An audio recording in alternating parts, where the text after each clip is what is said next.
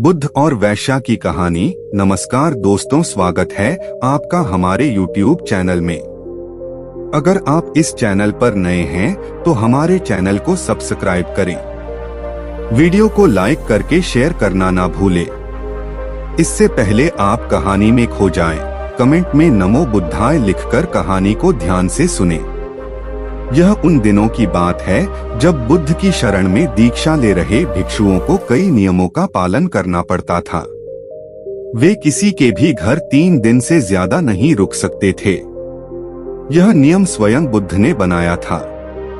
उद्देश्य यह था कि उनकी सेवा में लगे लोगों को किसी तरह की कोई तकलीफ न हो। बुद्ध और उनके भिक्षु जब यात्राओं पर निकलते थे तो वे रास्ते में आने वाले गरीब घरों में ही शरण लेते थे। वे इन घरों में अधिकतम 3 दिनों तक रुक सकते थे। 3 दिनों के बाद उन्हें अगली यात्रा पर निकल जाना पड़ता था। एक दिन वे ऐसे ही एक गांव में पहुंचे। बुद्ध और उनके शिष्य अपने रहने के लिए जगह ढूंढ रहे थे। बुद्ध के शिष्य आनंद को एक वेश्या ने अपने घर रहने को आमंत्रित किया। वह बहुत ही खूबसूरत युवती थी। आनंद ने उसे कहा कि वह उसके घर पर रह सकता है, पर इसके लिए उसे बुद्ध से अनुमति लेनी होगी। क्या तुम्हें इसके लिए सचमुच अपने गुरु से अनुमति लेनी होगी? युवती ने पूछा। नहीं, मैं जानता हूँ कि बुद्ध मेरी बात मान जाएंगे, पर उनसे पूछना एक रिवाज है। ऐसा जवाब देकर आनंद बुद्ध के पास पहुँचे। हे बुद्ध, इस गांव में 3 दिनों के विश्राम के दौरान एक स्त्री मुझे अपने घर पर आमंत्रित कर रही है, लेकिन वह स्त्री एक वेश्या है। क्या मैं उसके आमंत्रण को स्वीकार कर सकता हूँ? आनंद ने बुद्ध से पूछा। बुद्ध ने आनंद की ओर मुस्कुराकर देखते हुए कहा, अगर वह तुम्हें इतने प्यार से आमंत्रित कर रही है तो तुम्हें उसके निमंत्रण को ठुकराना नहीं चाहिए। जाओ और आराम से उसके घर ही रहो। बुद्ध की यह बात दूसरे शिष्यों को गवारा न हुई। उन्होंने बुद्ध से सवाल पूछा, आप आनंद को एक वेश्या के घर कैसे भेज सकते हैं? यह भिक्षुओं के आचरण के खिलाफ है। बुद्ध ने जवाब दिया, तुम लोग थोड़ा इंतजार करो।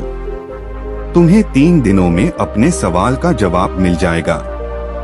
सारे शिष्य चुप हो गए।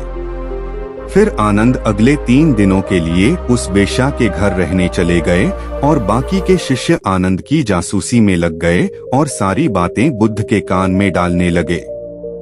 बुद्ध शालीन मुस्कान लिए चुप बने रहे। पहले दिन वेश्या के घर से आनंद और महिला के गाने की आवाज आई। यह बहुत नई बात थी। एक भिक्षु का वेश्या के साथ यूं गाना गाना। शिष्यों ने कहा, बस यह तो गया। पर दूसरे दिन घर से गाने के साथ नाचने की भी आवाजें आने लगी। अब सारे शिष्य एक स्वर में कहने लगे, अब तो यह पक्का ही गया। तीसरे दिन तो सचमुच ही उन्होंने खिड़की से आनंद और उस महिला को नाचते गाते देख लिया। सबका यह अनुमान था कि आनंद इतनी मौज में है तो वह भिक्षुओं के साथ आगे की यात्रा पर नहीं आएगा। अगले दिन सभी भिक्षु कानाफूसियों के बीच चौक पर जमा हुए। सभी ने आनंद के आने की उम्मीद छोड़ दी थी। सभी सोच रहे थे कि वह इतनी सुंदर स्त्री का साथ छोड़ भिक्षुओं के साथ क्यों आएगा। परंतु तभी सबने आनंद को एक सुंदर स्त्री के साथ अपनी ओर आते देखा।